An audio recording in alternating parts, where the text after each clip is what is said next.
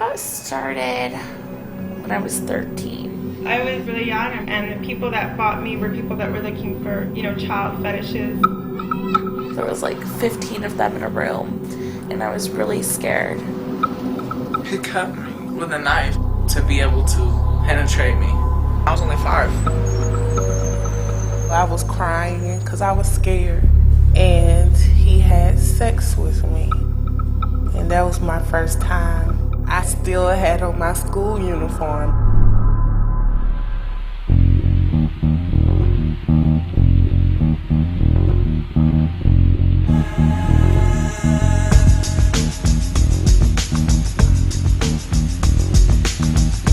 Men who come here to abuse children in Cambodia have 99.9% of the time already abused children in their own countries.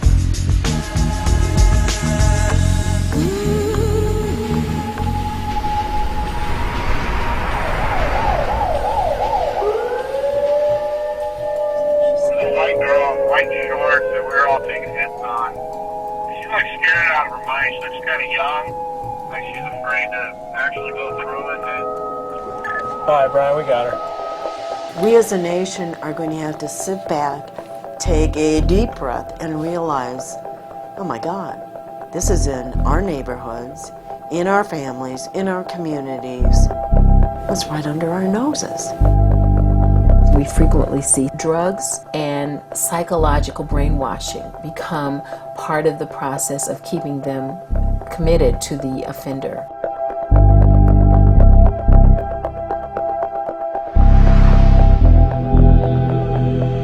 Men will actually fly into Atlanta, get on the internet, say I want a boy who has no hair on his head, no hair anywhere, I want him to look like he's 13, I want him to be no taller than 5'2", order it, show up here, have sex, and be gone. She touched my arm and smiled. The sexual exploitation of children has become a cottage industry, driven by the internet. It's very difficult for us to define the problem of child pornography to the American public because it's something we obviously can't show them. There are some of the acts that I couldn't even describe to you against children so young that no normal person could look at that without being disturbed. It ain't about sex. It just be about business, that's it. Once you get them to go the first time, then you got a better chance of getting them to keep going. I was really nervous, and I was really scared, and he was holding his gun and shot me. Cannot arrest 11, 12, and 13-year-olds and charge them with prostitution. You cannot criminalize children. I think people view the prostitution like a victimless crime. Most of the girls that we come across nowadays are 13, 14, 15 years old. I know these girls didn't wake up one morning and say, I want to be a prostitute today.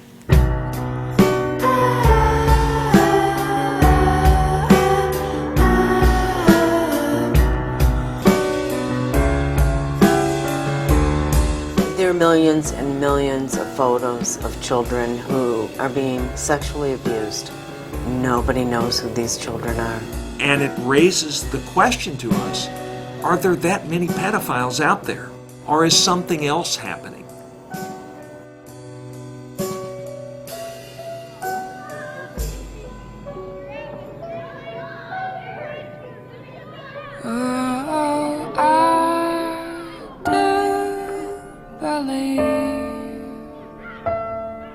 In all the things you say.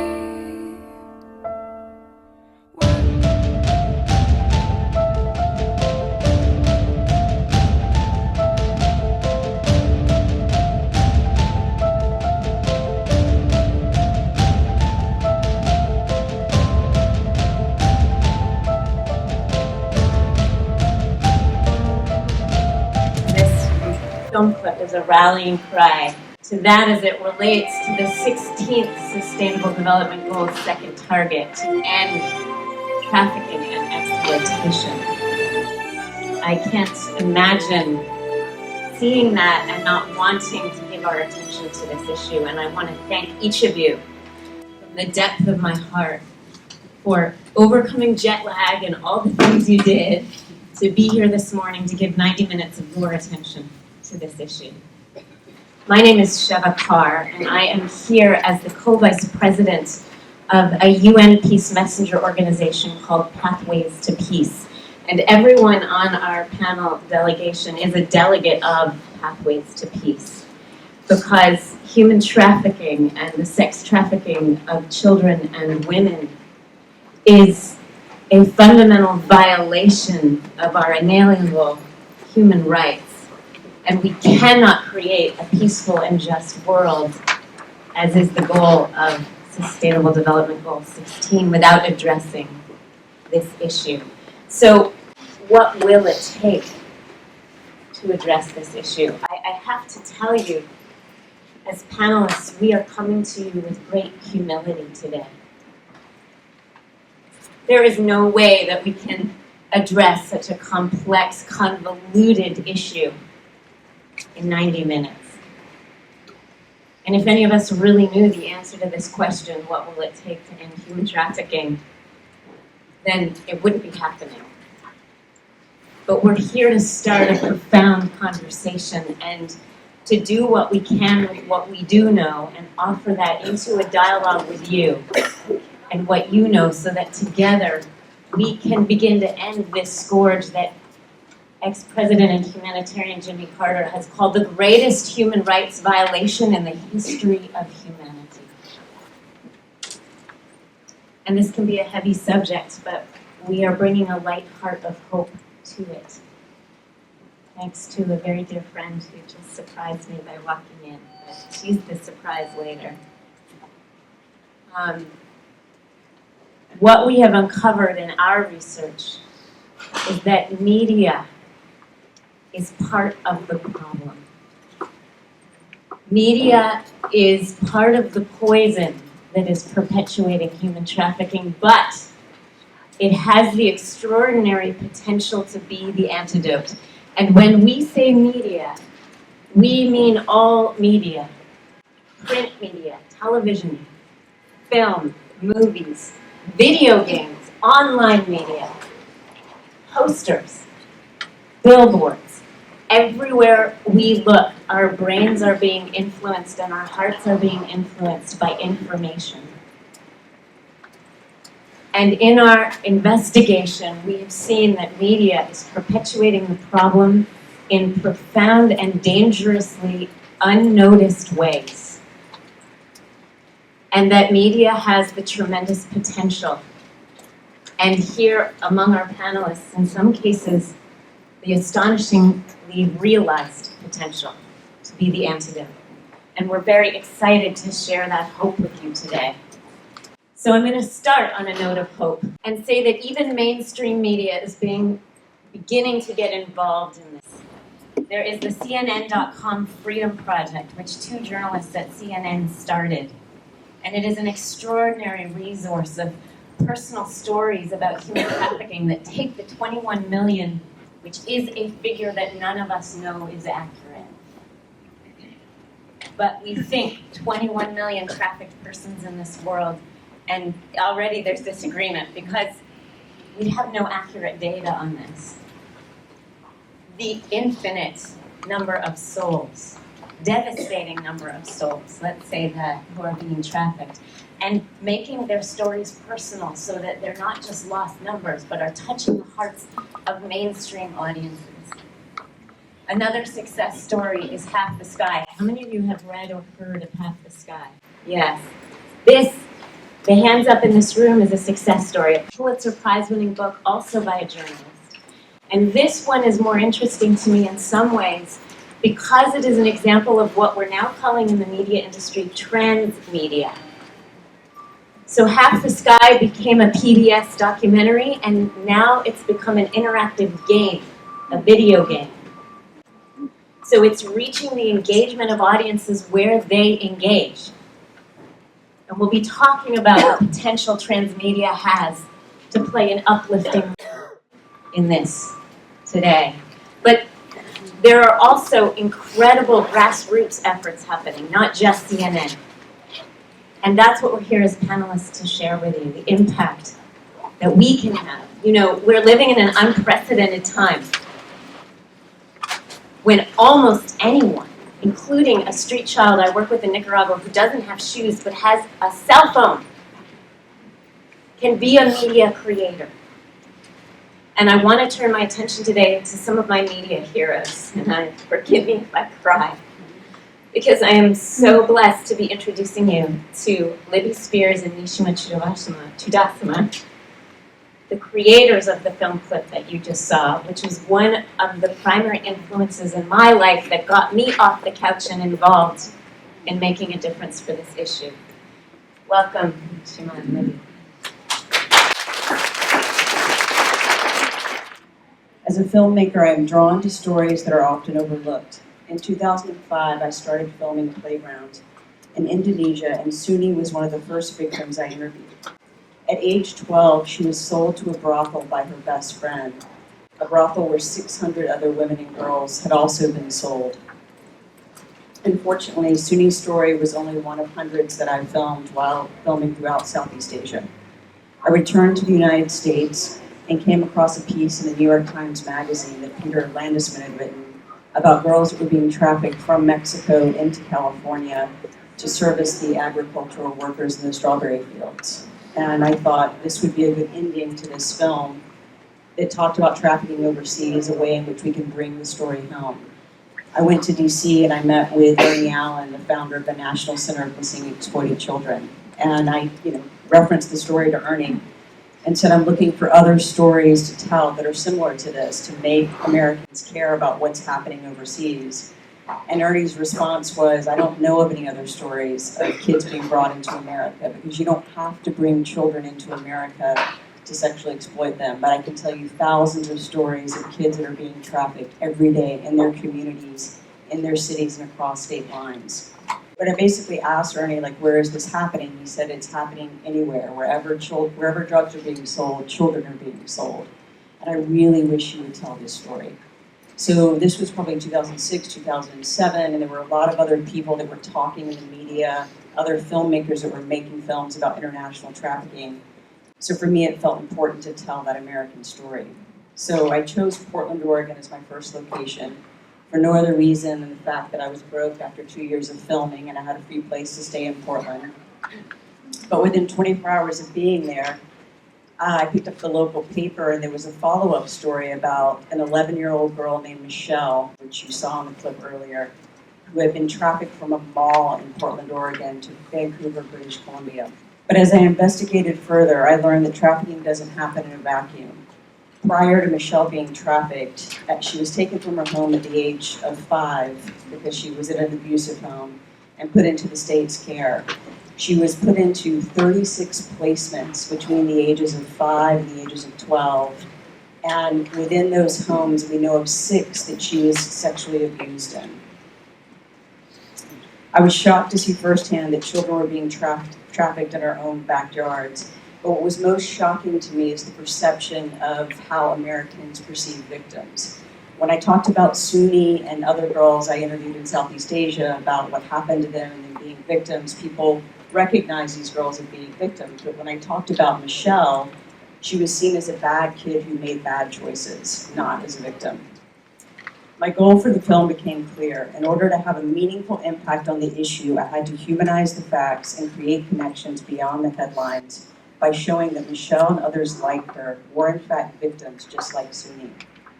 And if the film could change public perception, laws would follow and resources would be unlocked. We would then have the capacity to address all of the systems that had failed Michelle. To a certain degree, this proved to be true. The story became a powerful call to action. Playground became a tool that could help transform the way American victims of trafficking were treated and perceived. The film was screened in communities around the world. The National Center for Missing and Exploited Children hosted a screening in Dallas for 800 police officers.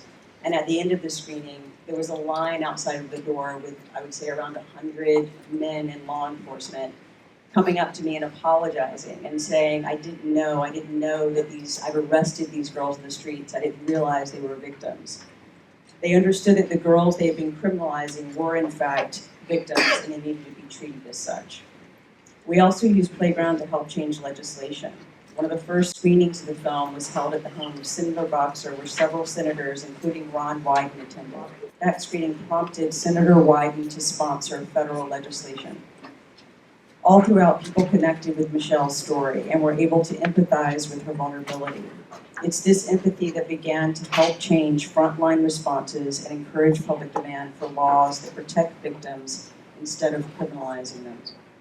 I founded the Nest Foundation to manage the awareness building we knew was possible through the film, the most important element of which is youth education.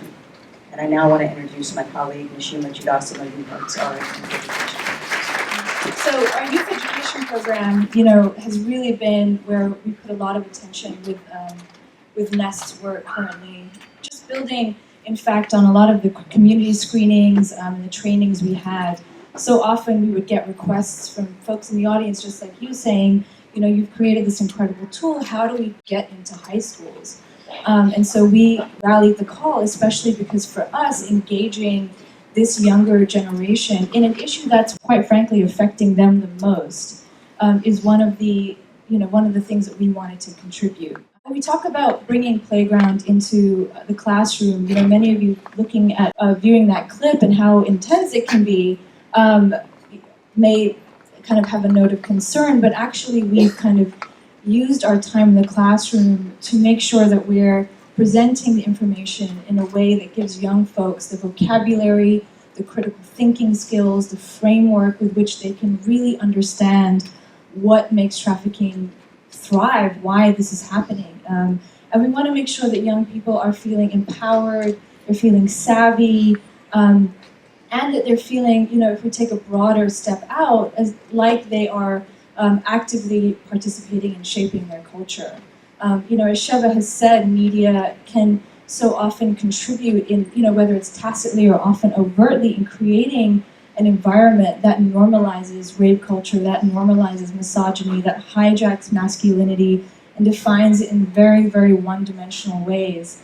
And so, after kind of using the first few lessons to really impart prevention strategies around, identifying what is grooming, what does that look like online, what does that look like offline, talking about bystander behavior, talking about sexting even, things that we may not necessarily immediately connect with trafficking, but in fact create vulnerabilities that can often lead to forms of exploitation for young people.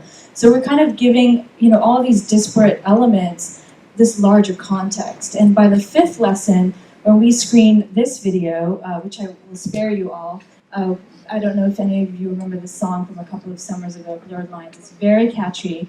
But once you listen to the lyrics, it's basically referencing date rape. And some of the images in it are, there's a guy kind of blowing smoke in a model's face. It's not only presenting women as objects, but it's also kind of defining masculinity in terms of power, money, and callousness. So both boys and girls are affected by this. And we want to make sure that we're speaking to boys as well as girls and not alienating anyone, but inviting them to participate as makers of their culture.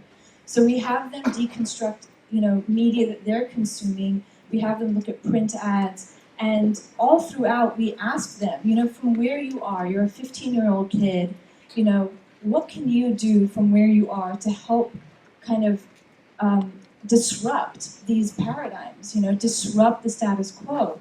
And we have this beautiful solutions mural that carries as a thread throughout our 6 lessons and collects the ideas of young people. And whether it's as simple as I can talk to my little brother about the words he uses.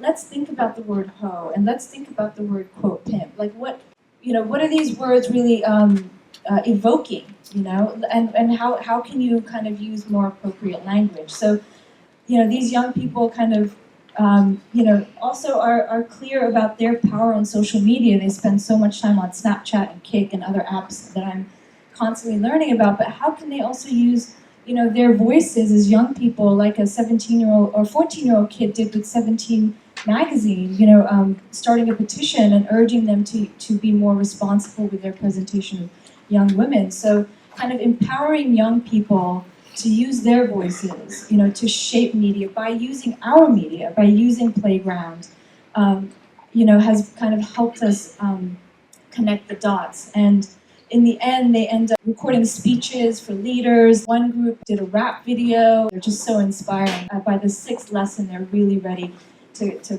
do something about this issue. So much so that we've created youth forums. And the next step in our curriculum process is to have young men and women on stage with the district attorneys of their states, with state legislators, with other leaders, speaking directly with them and saying, you know what, we want to do something about this issue. And so for us, you know, this diagram represents a way in which we believe as filmmakers, a compelling story truly can act as the heart of social change. You know, hopefully we'll continue this cycle over and over again. So that's the work we do with Playground, and at Nest we continue to make other films that we hope inspire action. And if you'll allow, we'll play about a 5-minute clip from another short film we've created called Jessica's Story, which celebrates an incredible young woman in Los Angeles. Yes. Just to say that we recognize that there is a voice disturbingly missing from our panel, and my apologies for that. All of the representatives from this community fell through for us. But it's a little unconscionable to me to have a panel about human trafficking without the voice of a trafficked survivor. And so Jessica is going to be that voice in absence of that today.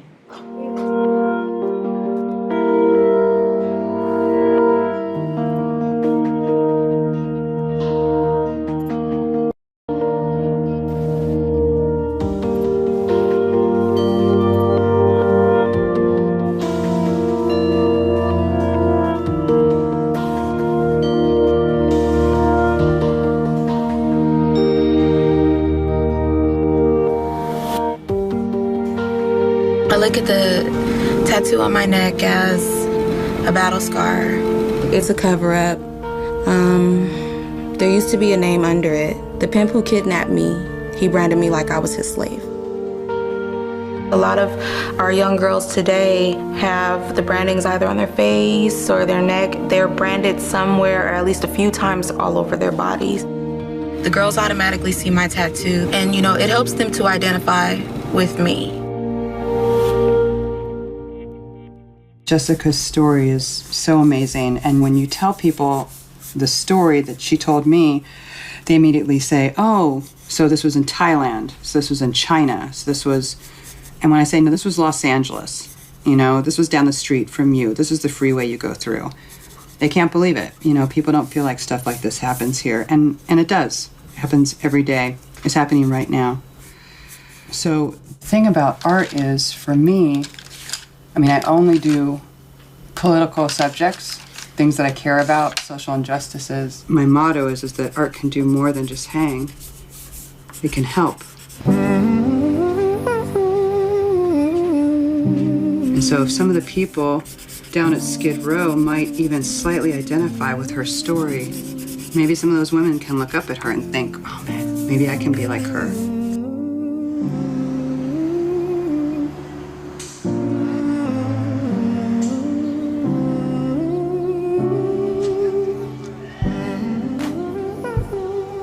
How I kind of always look at where my story began has been basically since I was born.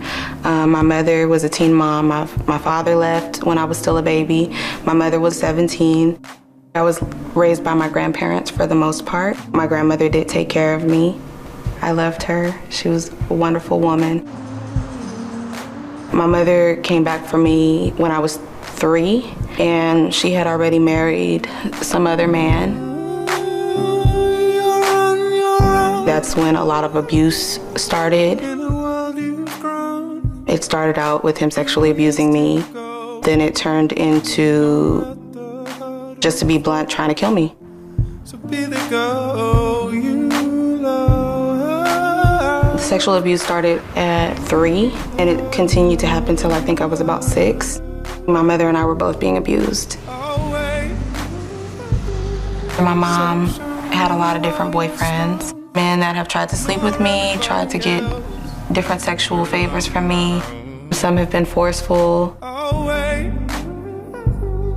So show me why you're strong.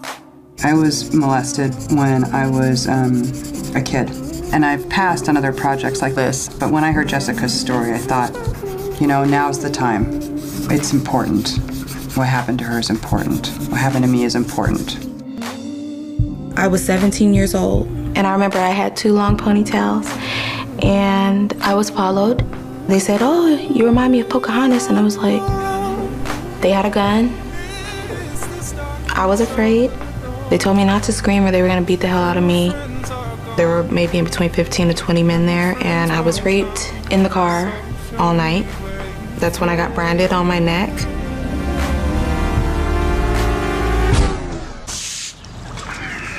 When we got here this morning, someone had shit all over the wall. We need a new wall. Yeah, we need a new wall. We need more buckets of water. Whose hair in it? Is it yours? It's my hair. Oh, it smells so bad. They actually leaned against the wall and had diarrhea all over it. And then they've driven by and screamed at us and yelled at us to get out of here. Because this is a very prominent corner for drug dealing. So when we came in, we shut down business for a couple days. And so we had a couple people drive by and scream at us to go home and stuff like that. But we stood our ground.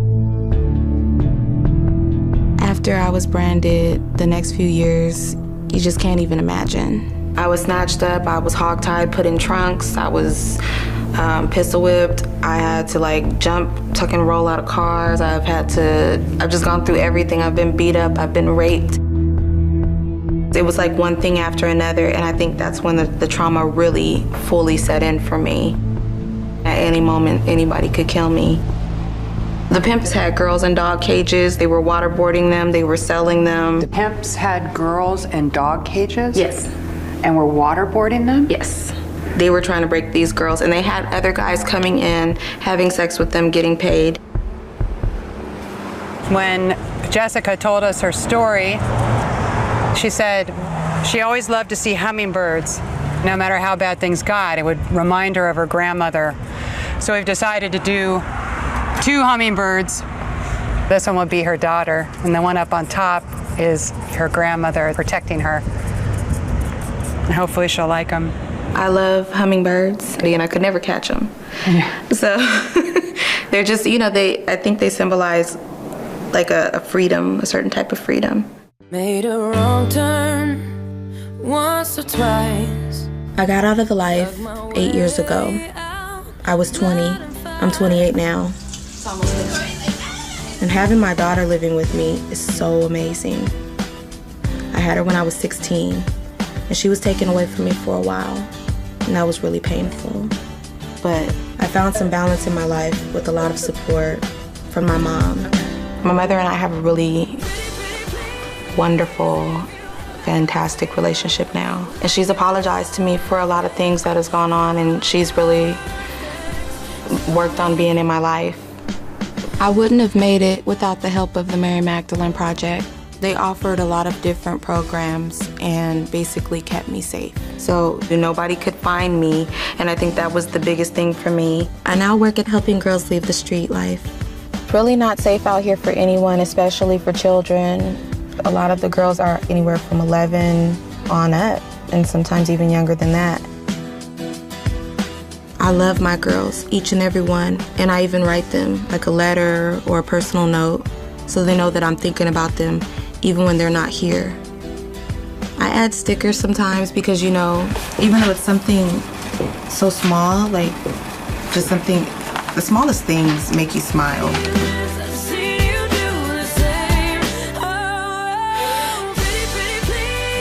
You like it? I like it. You do? Yes. Thank you so much. I love the eyes, especially. The eyes, it says I've been through something, but it's a certain strength that's like in the eyes. And I think this is beautiful.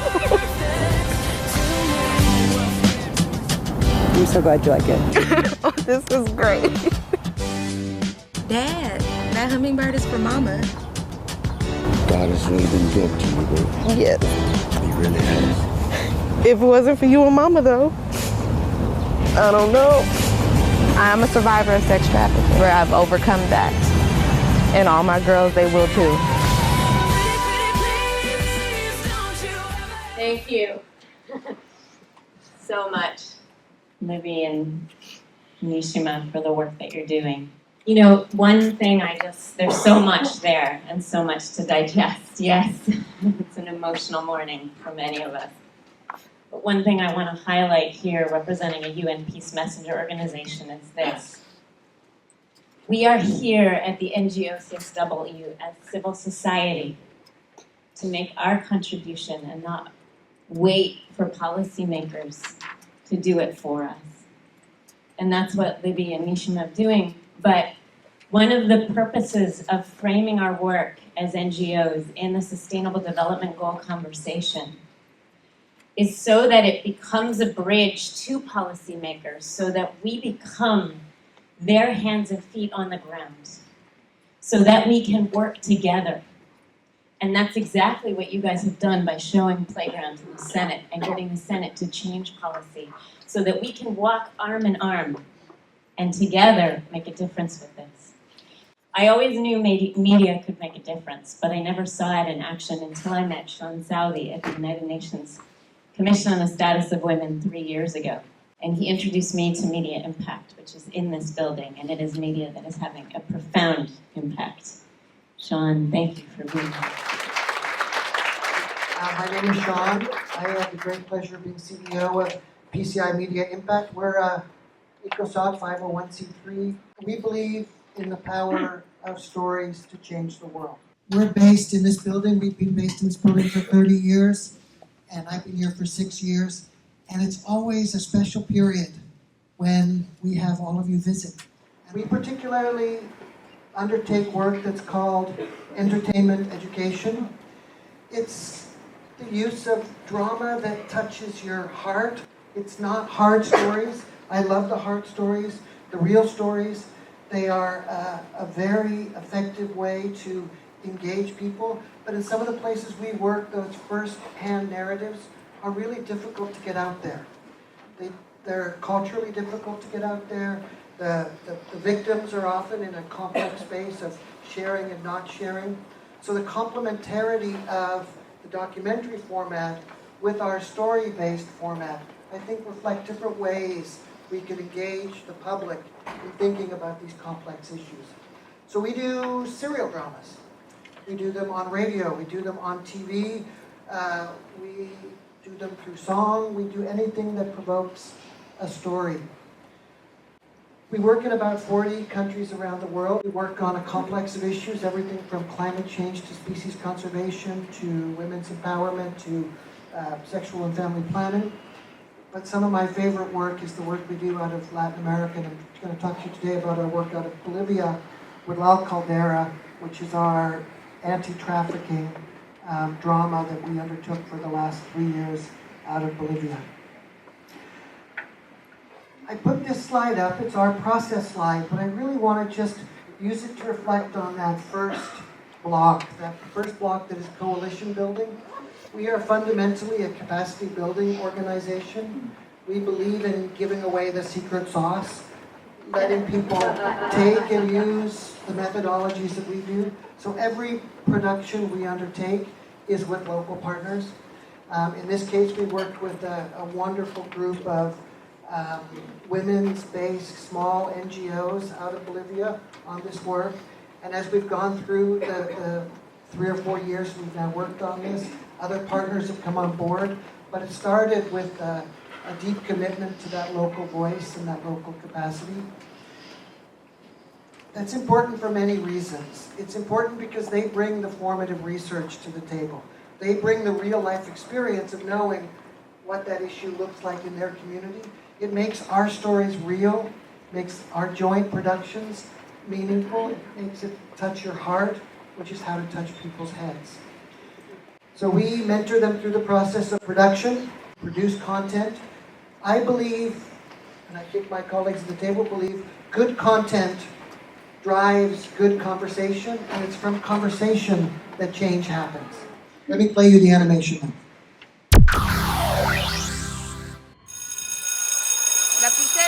Lapicero azul, verde, rojo. Simón, hola Simón. Yo ya quiero entrar a clases, por eso he venido. ¿Será que lo dejan? Sentate aquí a mi lado. A ver, chicos. Todos me están mirando. Ven más cerquita, vas a hacer conmigo. Vamos, chicos, vamos. Sí, ¿y has hablado con tu mami? Dice que está bien. ¿Por qué tu mamá no ha ido a trabajar al mismo país que mi papá? Dice que es lleno de tiendas, de luces, y ella no quiere ir.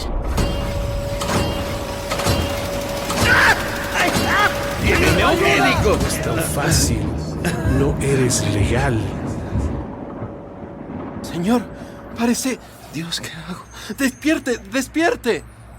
Ma, mi papá está perdido. ¿Y si le ha pasado algo? ¿Y ahora? ¿Tienes hambre? Sí, yo también. Solo hay cebolla, parece. Comeremos esto hasta que llegue la madrina, ¿ya? Pero tú terminate esa que ya has mascado. Simón, ¿qué haces en la casa? ¿No has vendido? Hola. Hola, Canela. Se llama Alfonso y está en la universidad. Todo se ve diferente cuando estoy con él. Esto es para ti. El Alfonso me gusta. No me separaría de ti ni un segundo. Apurá, Canela. Vamos, hay que volar a la terminal. ¡Canela! Escuchen, su compañera Canela González ha desaparecido. Hija, Canela no aparece. Nuestra Canela. Te vamos a encontrar, niña. Danos las pistas. Danos las señales. Tienes que salir de este lugar, Canela. ¿Papi? ¿Papi? Sí, soy tu papi. ¡No, por favor! Vamos, señor X. Ricardo. Gives you a little bit of a sense of the story. As you can see, it tries to address the depth of the issue that is trafficking. It includes labor trafficking as well as sexual trafficking. It is an incredibly complex issue. The situation in Bolivia where we worked was particularly hard. Trafficking has increased 900% over the last decade. These are astronomical numbers. When you combine poverty with complex environments, you can often get these situations exacerbate quickly. There's a tradition in rural Bolivia where they send their young children into the capital, La Paz. And when you separate children from their natural parents and put them in a family-based home situation, semi-home situation, it just facilitates that type of abuse being a little more easy to happen. We started working on this work in 2012. We were very lucky to get a grant from the U.S. State Department, who's been working with us the whole time. It's an issue I know is very dear to their heart and that one they're working to overcome. We produced 21 episodes of drama, 12 minutes each, which we broadcast on 150 different radio stations in Bolivia. Now, Bolivia is one of the radio capitals of the world. It was a deep part of their culture. It was used as part of the mining industry. 150 radio stations, each with their own call-in shows. So imagine 21 episodes, 150 stations, an hour long. Think of how much conversation that is on the airways and how many conversations that provokes at home. And that's why we think it makes a difference. But we were really excited because the U.S. State Department got excited by the production and said we should take it into classrooms. And so they worked with us to produce kits for children to go across Bolivian schools. So we take the drama into the school. As I showed you, we have these guides with the episodes in the back, so it's very easy for a teacher to know what to talk about in each episode, because it talks them through some of the issues and some of the cases. But we also produced little books so that the children could draw and make real the story for them through their own creative process. We complemented that with plays in public spaces. Those of you who know Latin America know that the public space culture is very rich. Now we've done this now since 2012. We've done pre and post surveys. We've had teachers write and students write. But the story I want to close with is one that really happened as the drama first went on the air. What we all aspire to is one less child times a million less children suffering this work. So when we heard, after we were on about episode 6 of our show, and the local community in one of the areas we work, a group of young girls were listening to the show. And they realized that one of their friends was following the path of Canela. And so they reached out to her, and they got her to talk to their parents, talk to them, and this girl decided instead of going off to La Paz and pursuing who knows what, she went back home. It's my hope that there are not one of those stories, but thousands of those stories, and if we all work together, millions of those stories. Thank you very much. We're on the 5th floor to come and visit. We love visitors. That's how all this got started. I showed up on the 5th floor after seeing Sean present at the CSW. I want to honor that we had hoped this would be a conversation, but really, as you can imagine, as a facilitator, it's pretty hard to stop any one of these amazing speakers and cut them short. So we don't want to cut our interaction with you short, and we won't get to talk with all of you individually. My husband, a fellow co-vice president of Pathways to Peace, will be handing out around sign-up sheets. And you're hearing a lot about transmedia. So we are actually here today launching a new transmedia project, and we need the participation of other NGOs and civil society from all walks of life. So if you'd like to be in touch with us about this, we encourage you to sign up on these sign-up sheets that are going around. In this next piece, I'm just going to acknowledge of our panel, maybe in some ways the most controversial. And that is, you could see in the cartoon, the grooming that goes on, yes? Now, as we mentioned, trafficking is a very complex, multifaceted issue with many vectors of implementation. But one of the primary vectors that you've heard a lot about this morning is grooming. And so we're going to talk a little bit about grooming with someone who used to do it.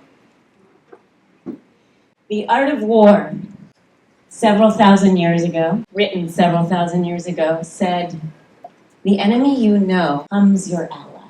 Yesterday it was said that until we change the perception of men and boys, we will not change the status of women in this world.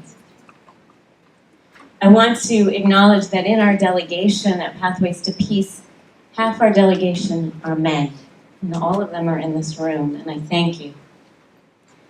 And one of those men has gone through a profound transformation in his life that we hope every man involved in this does. And it is, I hope you can appreciate his courage in standing in front of you. It is actually a pleasure to introduce Winston Wright. Winston, do you want to come up here?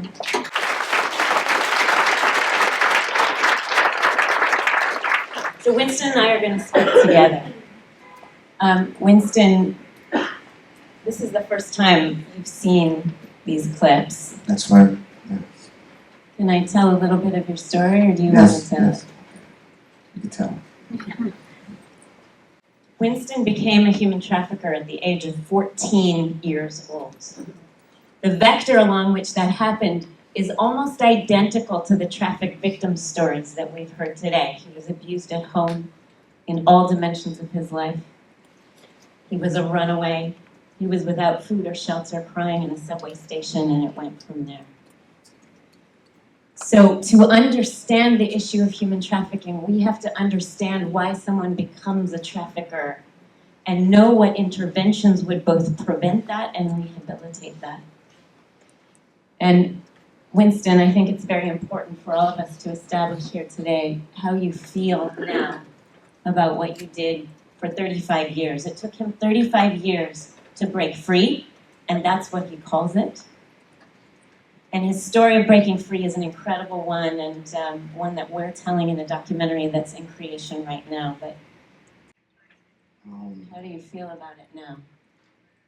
I'm sorry for what I did to the women. I'm ashamed.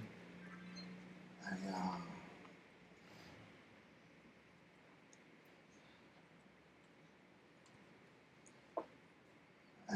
trafficked a lot of women overseas and national.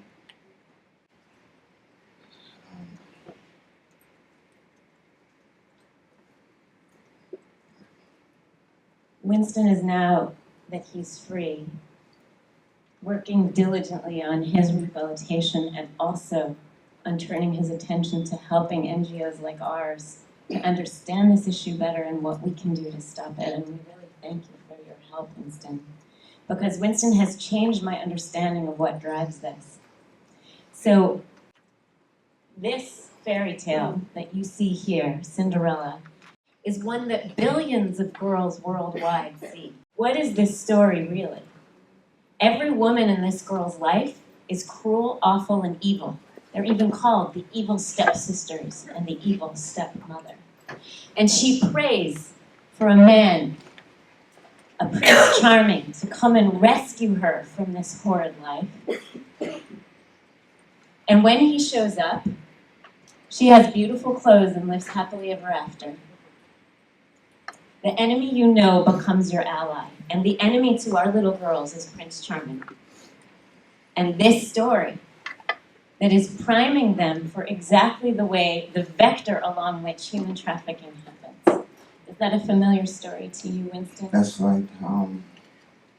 I brainwashed the women that human traffic. I didn't use drugs to get them, but I brainwashed them. You make them fall in love with you,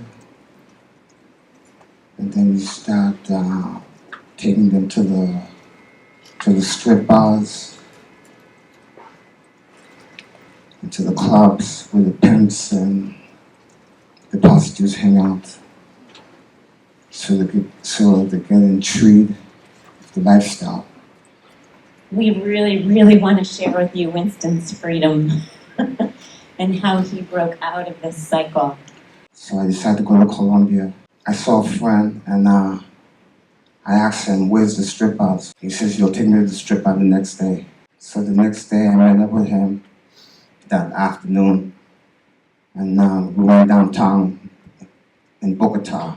As we were going to the strip bar, he said, we're gonna cut through the church. I went inside the church, and I felt something in the church. And there was a lot of people praying in the church. I felt something, and I started crying. I felt the Holy Spirit. And that happened in 2003. I stopped right there. I didn't get a chance to go to the strip bar or to make ever again. And I told the people I work for in human trafficking that I'm done with that. And that's no small accomplishment, and we don't have time to go into it today, what it takes for a trafficker to get out. But what we need to focus on, and thank you for your vulnerability, Winston. I know this is hard, and he knows that he's speaking to many of you who wouldn't be able to forgive him, and we understand that. I understand that. But it's not stopped him from standing up and trying to make a difference on this issue.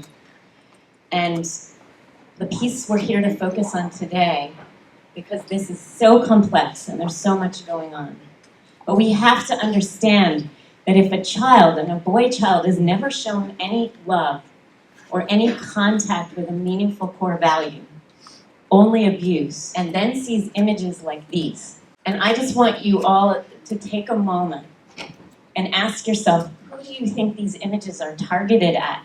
And how do you feel looking at these images? How do you think a little girl feels looking at these images? How do you think a 14-year-old runaway boy feels looking at these images? I did not have to troll the internet to make this slide. I just entered girls in advertising in Google. These are normal print ads We have normalized the objectification of our girls and the sexualization of our girls. And that is affecting not just girls, but also boys.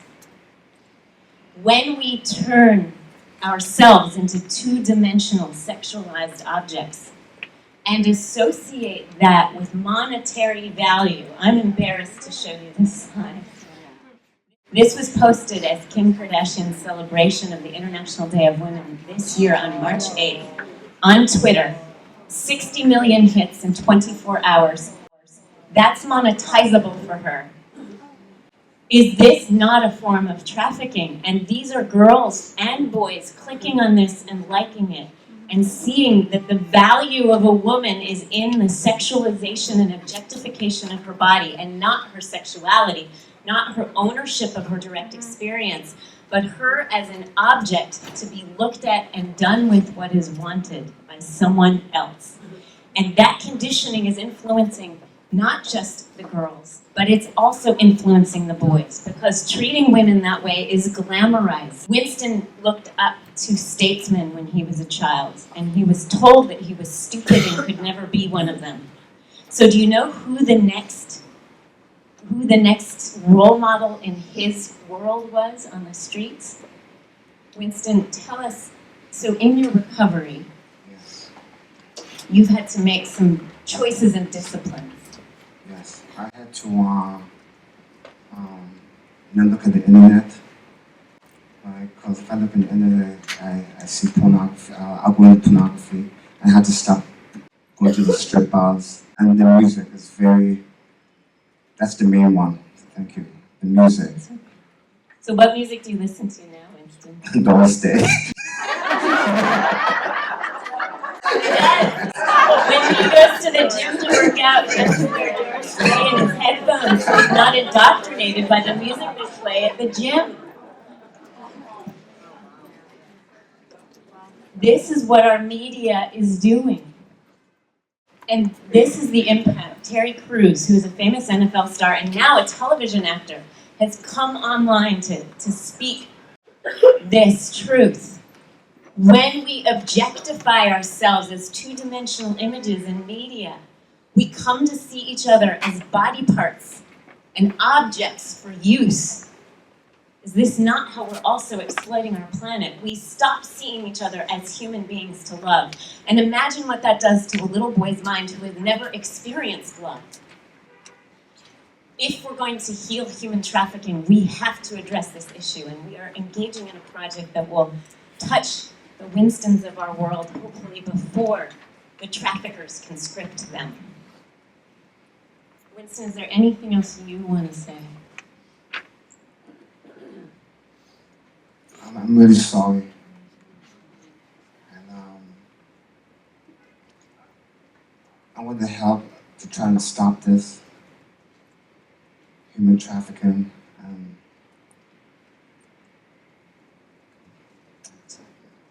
Thank you. Thank you.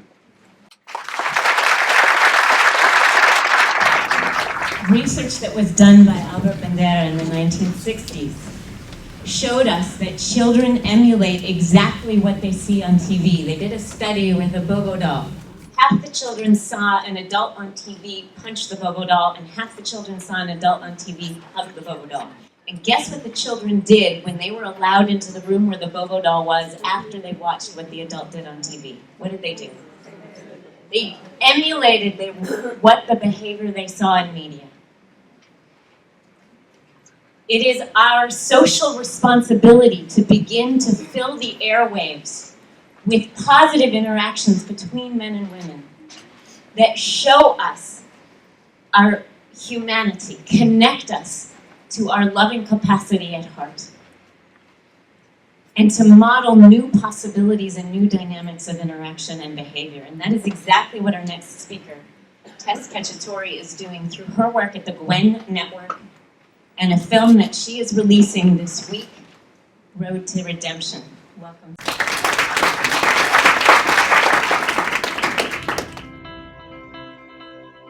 It all began with a globe, and I traced my fingers along the many countries and oceans that bind us all. Senator's daughter saves lives in Africa. My name is Davu. We're happy to have you here. Nigeria. Let's tend to the patients.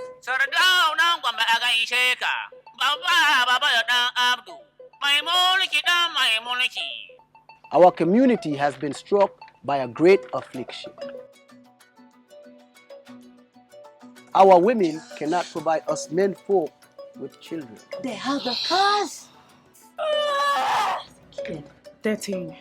Pregnant at 13. Women here marry very young. I am cursed. Jemima was caught in bed with another man. This poor girl is not cursed. She's sick. So for just $300, she can be healthy? This is a place for sick people, not for sinners. The girl's in the tent. This is fistula. These girls are too young to have children.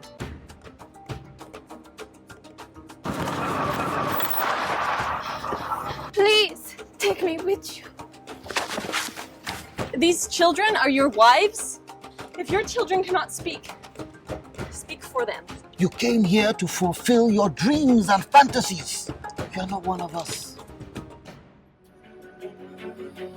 Hey! Hey! Oh, shit.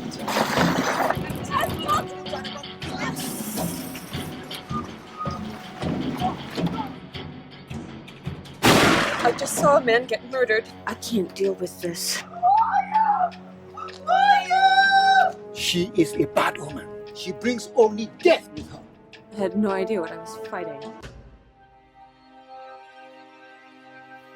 Our culture has been around for hundreds of years. There any sense in what she says. You cannot expect it to change overnight. Your father's a United States Senator, Samantha. My being here is ruining my father's chances of re-election. You've come to fix things, or should I say me. And who are you to question the elders? Maybe you should ask yourselves, what's worse, running away or staying and doing nothing? I need to get back to Lagos. These people need you. You have brought nothing but shame and trouble to this community. Obviously don't know what I'm doing. She came to offer her medical expertise, not question the traditions of our people. She is here as a volunteer. I don't even know what I'm doing here. The doctor knows best.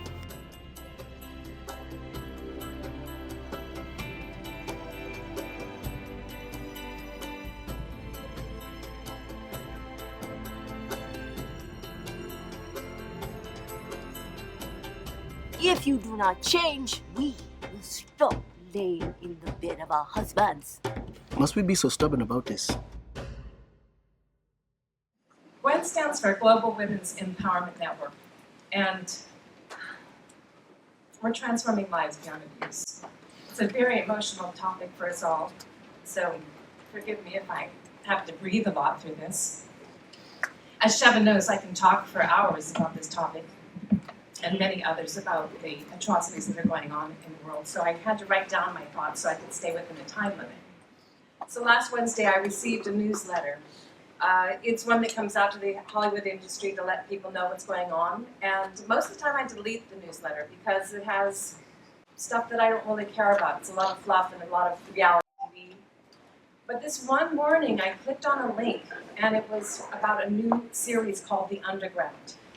I'm not sure if you've seen it yet, but it's on TNT, and it's about the Underground Railroad. It's about people being freed from slavery. And the trailer jolted me down memory lane. I grew up in Des Moines, Iowa, and I was obsessed with this historical shero of mine, this amazing woman by the name of Harriet Tubman. I realized at a very young age how the telling of a story could impact millions of people, especially when telling the story about how one woman made an impact in the world. This memory tied all my loose ends together. It made me realize that the work I do has always been about shattering the silence and giving a voice to the voiceless by finding a new way of freedom. Being a white girl from the Midwest, I knew everything about freedom without even really truly knowing what freedom was. I was just simply free. I wasn't at risk of being sold off by my parents to an old man down the street for marriage. According to UNICEF, 15 million girls will be married off before the age of 18. At that age, I could have been at risk of being trapped by the pretend love of a man much older than me, who would lure me from my home by showering me with gifts and while making me feel safe. I could have been forced into sex slavery. But thank God this did not happen to me. But what about the 4.5 million people who are victims of sexual exploitation? trapped inside of the $99 billion industry. How can we crack this globally tied, low-risk, high-gain code? These perpetrators are not going to give up on their money so easy and walk away. The sad truth is, a great number of these men who run this industry are most likely abused and forced into this life as well, much like Winston's story. Neither side knowing that the other side are victims, led by the past generations that date back before time began. How can we collectively in this room break the cycles of abuse? CNN has produced a show, as Chev mentioned, called Sex Trafficking, the Horror and the Hope. They state that sex trafficking can be ended. Awareness is the first step. The light bulb came on to me and I said, this is my driving passion, to produce and direct films, series, and projects that have to do with bringing awareness and creating transformation for myself and hopefully for others. I realized that through my career I was drawn to producing films and projects that weren't necessarily mainstream, but in grassroots efforts that modeled new forms of social behavior and could tell a story that led us through a positive social change and integration of the spirit due to the written and spoken word. I wanted to be part of telling better stories and be a part of true inspiration. Why the film Road to Redemption? The story is about a young woman who is in search of her own redemption. The character of Samantha resonated with me because I had to learn many ways of how to work through various cultures, respecting their cultural differences, much like Samantha had to do in Nigeria. Samantha was eventually able to work with the young chief in the village to discuss issues like child marriage, another statistic that needs to change. Sometimes child marriage is forced in culture, and sometimes it's tied to being sold young girls into marriage. They're then forced into sex slavery.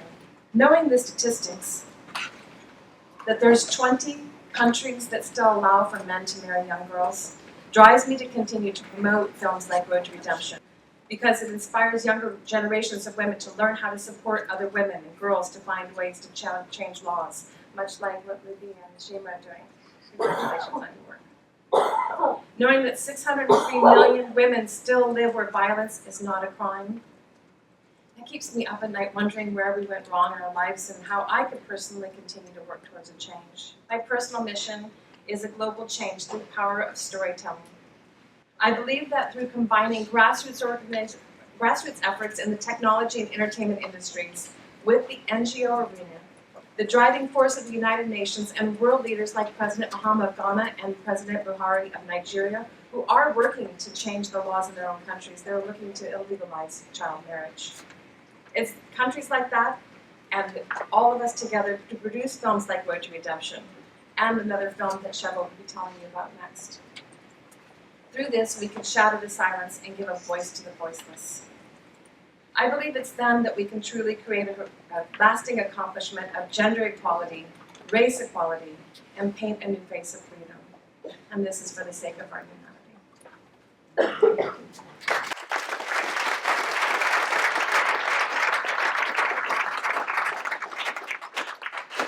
I really love this last slide, and I know you're not supposed to read slides, but this one bears reading. What is technology without humanity? And I am so pleased to introduce you to our final panelist today, who is not only responding to that question, but from inside the media world at the height of it, bringing humanity back to technology. Fred Fuchs is a very dear friend who worked with Francis Ford Coppola at Zoetrope Films, worked at the Canadian Broadcasting Corporation, and is now working with us. Aren't we lucky? Thank you, Fred.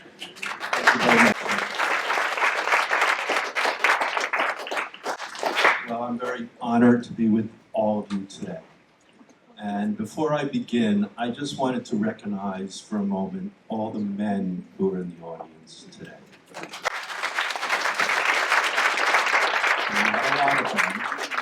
And we all know if we're going to start to build a better society and a solution to this incredible problem we have, we need the men and the women working together. And before I talk to you about Operation Big Sister, we all just need to recognize that there is a problem, and how much longer are we going to allow this male-dominated media culture to continue to perpetuate this myth that gender inequality is the humanity's natural condition. We all know it's not.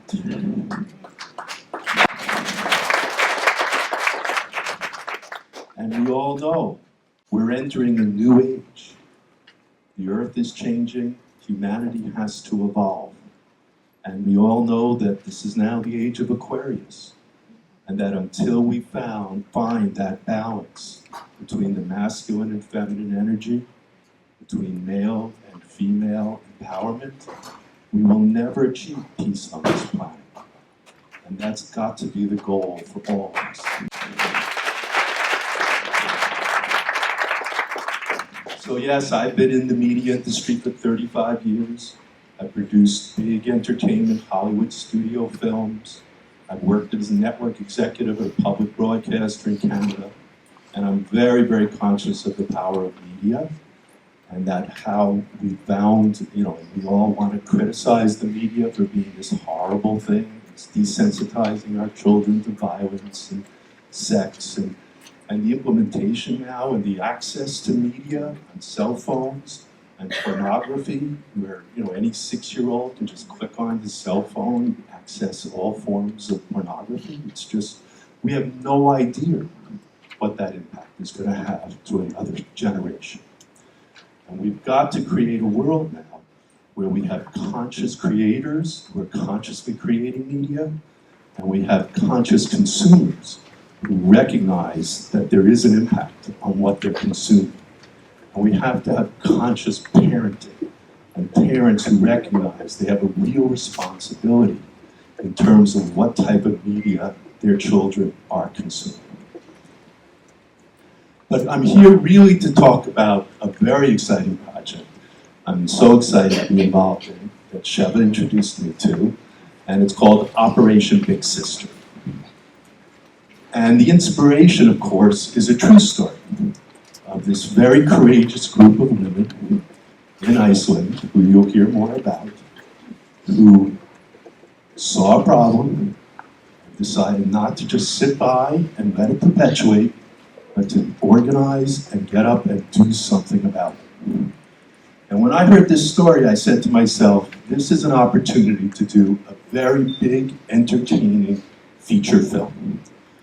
Because it had all the elements of great drama that we always look for in feature films. And it had great humor, and great characters, and a great inspirational ending as well. And that's where we begin. So we optioned the rights to these women's story, and we developed a feature script, and we want to use this feature film to bring a spotlight to this story. And I refer to Spotlight because, as some of you might know, there has recently been a film called Spotlight about the horrible story of what went on in Boston with the Catholic priests and the abuse of these children for all these years. And we also know that the success of that film, including winning the Academy Award, has now brought about a huge change, not just in terms of the media, but thousands of men who were abused are now coming out and feeling free to tell their story, which they could not talk about. So there's something about how this media and how this story can empower people that was very exciting to me.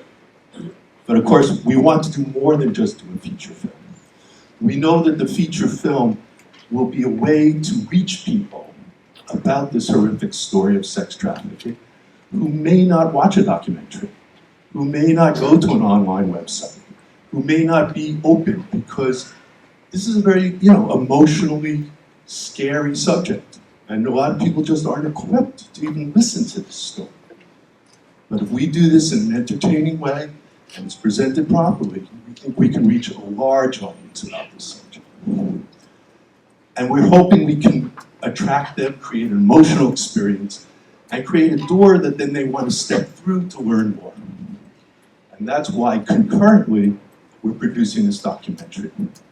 And we're actually here with a film crew this week, shooting interviews, talking to people, finding out other stories of other people who are doing great work in this field, dealing with this subject. And their stories will all become part of this documentary.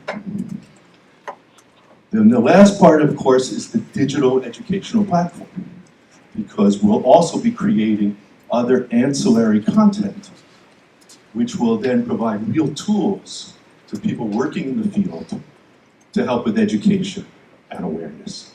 And it'll be a virtuous circle, because each of these different media forms will support the other ones as well. So this is our dream, this is our goal. We're really at the beginning.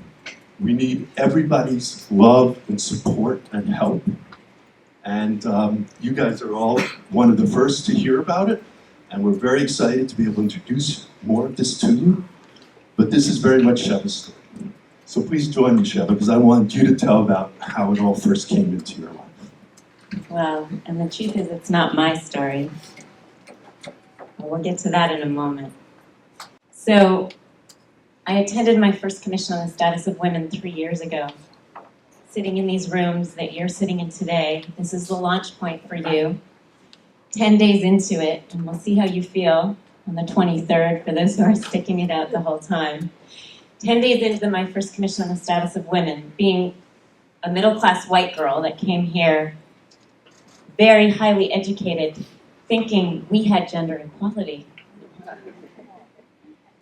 And I should be embarrassed to tell you that, but instead of being embarrassed to tell you that, I decided to make a feature film that would let other people like me, in our educated ignorance, know the real that's going on. And what inspired that moment was that on my 10th day here, I was so depressed. You can relate. Those of you who've been here before, you know what I was going through.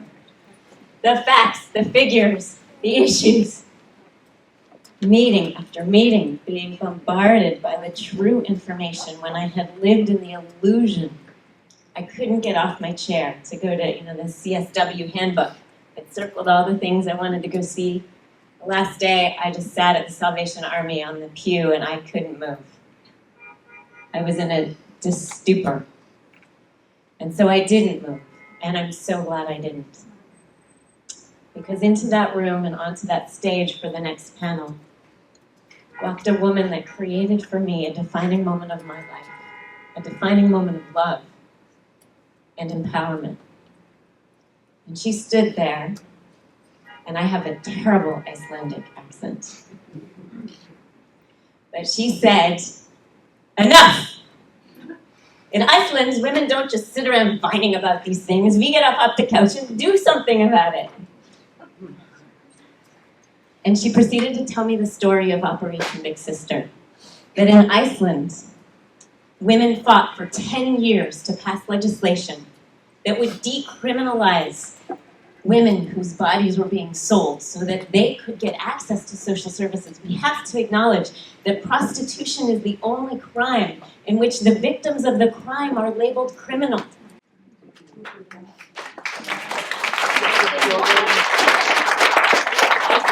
Women fought to decriminalize women and criminalize the buyers and sellers of sex. And I heard Winston say on camera to me in front of the United Nations yesterday that he believes he should have gotten a much longer sentence when he went to prison.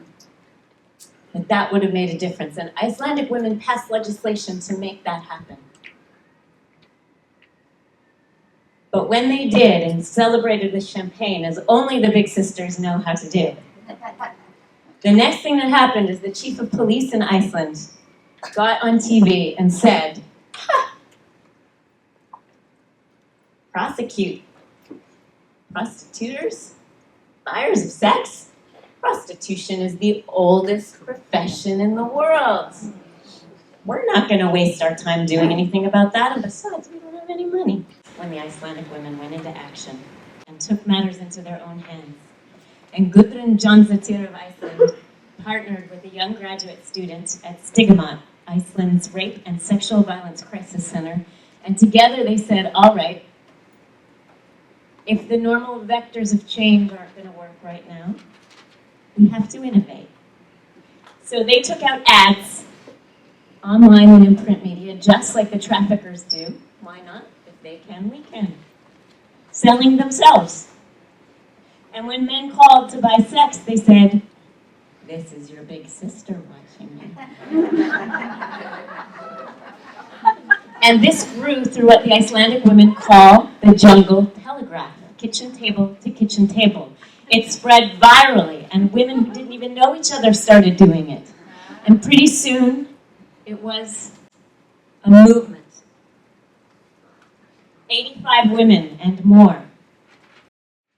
This is your big sister watching you. Successfully destabilized the buying and selling of sex in Iceland because men, when they called to buy sex, didn't know if they would get instead their mother, or their wife, or their sister, or their girlfriend on the phone. And because their anonymity was their power, when they held a press conference and marched the names of the men who had called them to buy sex and their phone numbers and information to the police chief's desk, they wore neon burqas to protect their anonymity, to perpetuate their Operation Big Sister. They did other amazing antics too, like sending the men to the police chief's house for services. Since he didn't have the money to investigate, it was very helpful. And of course, they had to come up with a clothing line. We're very excited in the feature film about them for our merchandising. That's an important part of Hollywood, right, friend? So we will model after the Big Sisters merchandising. I am responsible boxer shorts. Which I hear the mayor of Reykjavik and now the previous police chief who was against them in the beginning proudly wear. This is what we're about. We're about creating conscious creation, but also making new choices about the media we consume.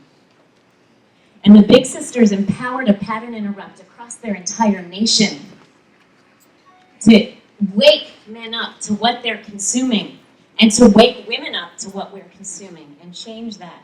The power of media is something we're marinating in all the time. Imagine if little girls heard the Big Sister story as their fairy tale instead of Cinderella. Media affects the behaviors. We role model after media. And it currently is portraying shocking objectification of all of us. And we can change that. It has been the poison. We are a stand today with the Big Sisters that it's going to be the antidote. And as the antidote, that we can tell these amazing stories, these true stories of real people making a real difference in the world and inspire others to do the same. This is also the story of the trafficked survivors. And we're ending on this slide. I have a whole new appreciation for the color of the sky because when you're in bondage, everything is gray. I suggest to all of you here, trafficked survivors are not the only one in bondage. Our minds are in bondage when we are enslaved to the media. And we can change that by choosing what we consume and choosing to create a new demand for new conscious production. Finally, I just have to say, the Big Sister story is not my story, but I'm privileged that that story changed my life, and we hope it changes millions of others. The Big Sister story is the Big Sister story. Good.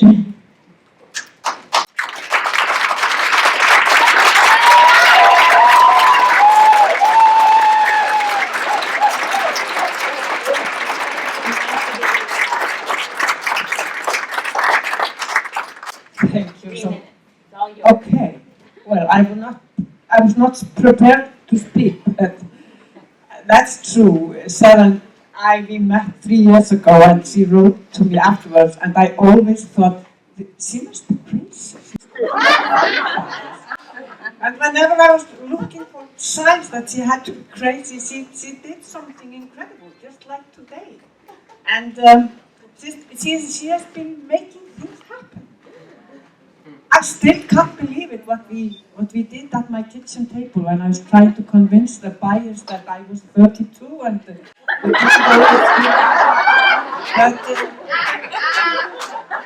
she took over. It's amazing. Thank you for all this and the best of luck.